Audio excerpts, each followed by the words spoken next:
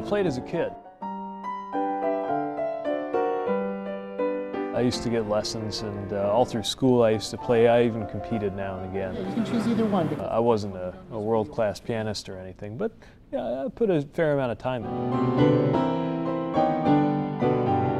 Like a lot of people, I think I got to college, it kind of faded away. I didn't have access to a piano, and I really kind of dropped it, and I always regretted that.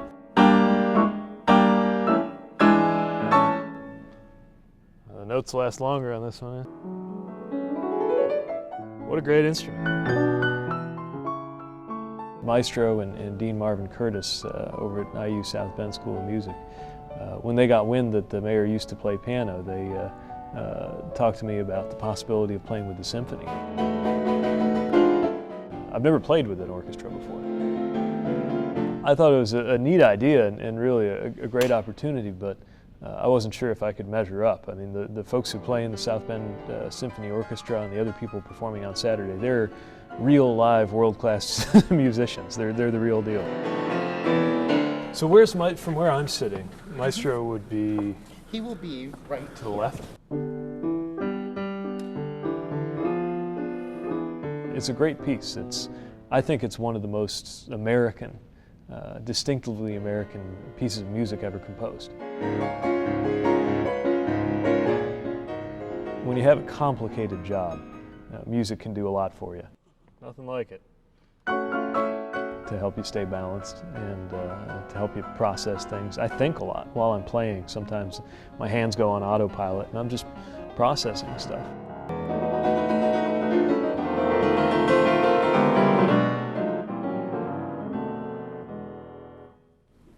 It's one of the hardest parts.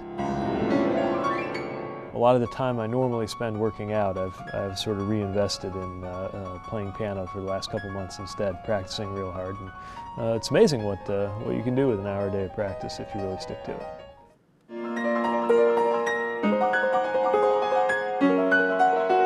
I'm really humbled to be able to share the stage with some serious professional musicians, and hopefully I can hold my own among them.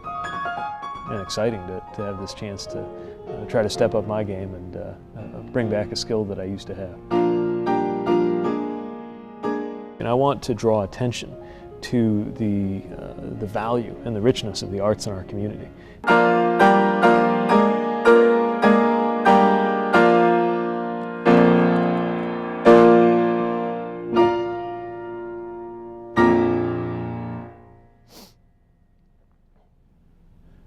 It's fun. On I-94 in southwest Michigan Thursday, drivers We need to stop traffic. went nowhere fast. High winds, very low visibility, blowing snow, icy road conditions. Frigid temperatures, 50-mile-an-hour winds, and heavy snow battered Berrien County. More than a dozen semis slid off or jackknifed in just a few hours. This one caused a chain reaction crash involving two more trucks behind it, shutting down eastbound traffic, then reopening, but for an hour, only one lane, keeping traffic to a crawl. Meanwhile, on side roads, the blowing and drifting even worse. How long have you been waiting? An hour. What happened? I was just driving and I lost control of the car. Could you see anything in front of you? No, it was a total whiteout. A total whiteout and a brutal reminder of winter's wrath. The calendar may not say it yet, but winter is here. I don't think you ever get used to it. If you don't have to go anywhere, stay at home. And we wanted to know why.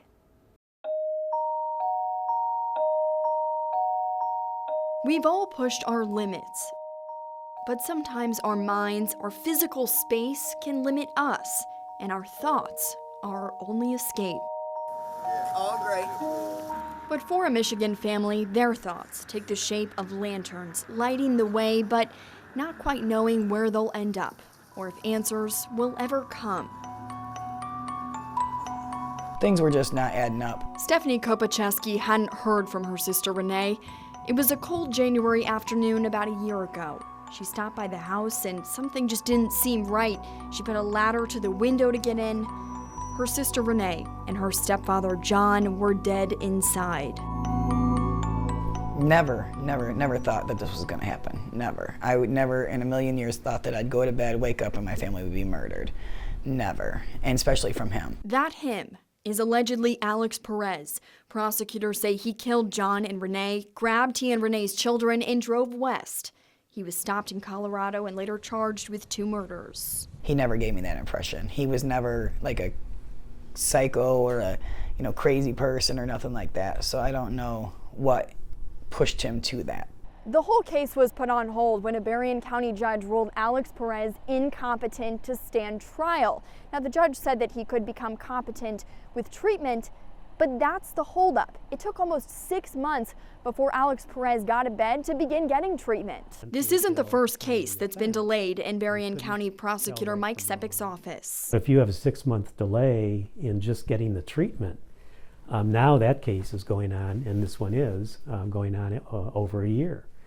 And so victims and victims' families just see like this is grinding to an absolute halt, and that's not, for them, that's not providing justice. In 2016, the state looked at the mental state of 2,289 people like Perez.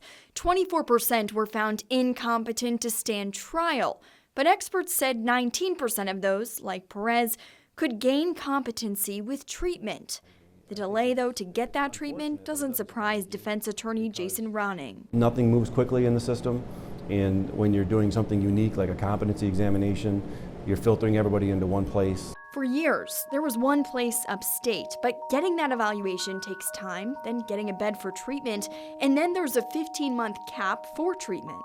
Even though we're now at a point a year after that offense and 6 months after the treatment was ordered, we still don't know when we're going to get back into court. And every evaluation costs money. In 2 years, the number of competency requests jumped 16%. This is only one of 83 counties, and I suspect that it's not only here, and it's everywhere. It's not just major crimes like murders. A spokesman for the state of Michigan said there are more requests for mental evaluations for both felony and misdemeanor cases in recent years, too. But something that you can't measure is the impact on those who are stuck waiting, like Kopacheski, waiting for trial, waiting to testify, an endless mind game. Nothing anybody could have done deserved that.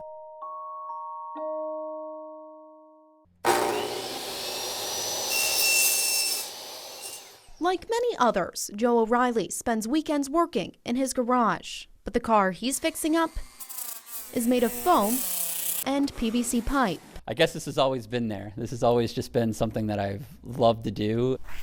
He's building a Halloween costume. A life-size gecko-mobile from the kid show PJ Masks. Joe is a volunteer with Magic Wheelchair. It's a nonprofit that builds one-of-a-kind costumes. We want people to see the costume and the kid rather than the wheelchair. Joe's daughter Madeline showed him what a costume can do. He built a Batmobile around her wheelchair a few years ago. Just that 20, 30 minutes that we were out, she was, kind of the belle of the ball. So we just want to do that for everybody. So this is going to be the front bumper. So this year he signed up to help another little girl, 7-year-old Ella from Elkhart. They started planning in August, but just a few weeks later, instead of sculpting foam, Joe found himself planning a funeral. On September 8th, his daughter Madeline died. She was only 6 years old. She died after battling complications from a brain injury for 5 of her 6 years. She was amazing, and I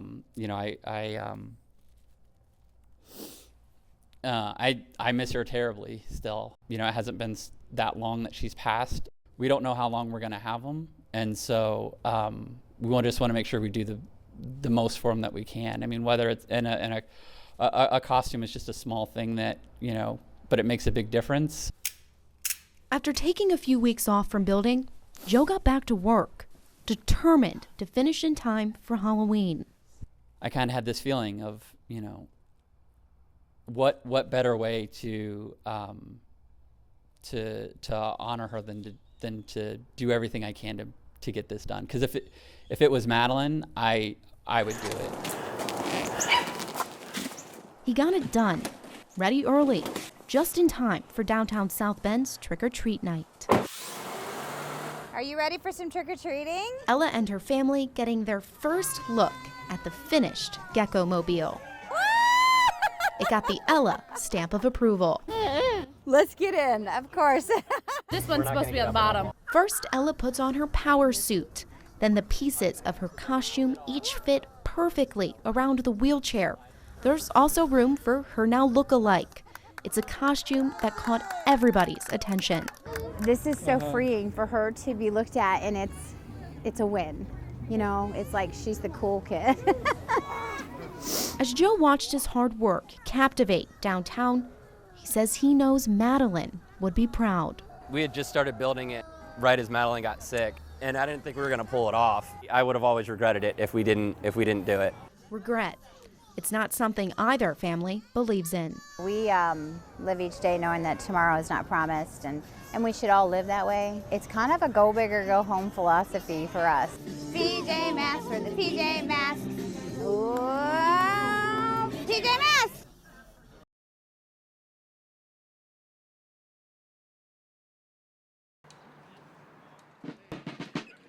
There was an officer in the Union Army at night after the day's battle. Fire! He could hear a soldier moaning and crying in the night. He couldn't stand it, so he went out and found this soldier and carried him back to camp. And when there was enough light for him to see, he could see that that soldier was his son. Got it.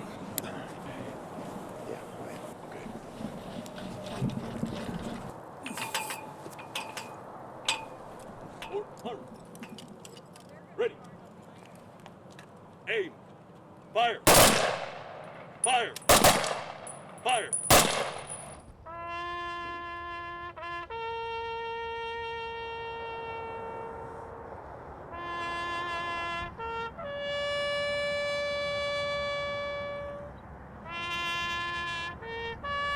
I started out in the infantry and went into the paratroops. I was in artillery battalion. We were shipped over there. We have like over 50 people lined up around Elkhart, and the first one starts, and after the last 3 notes, the next one joins in, and we all play echo taps.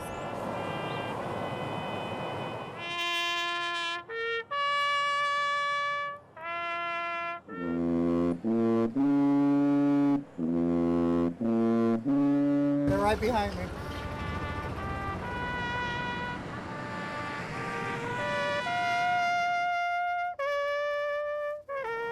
Ready. Aim.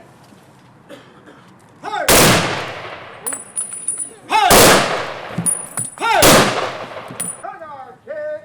He had written words and notes down for a piece, and it was in his pocket.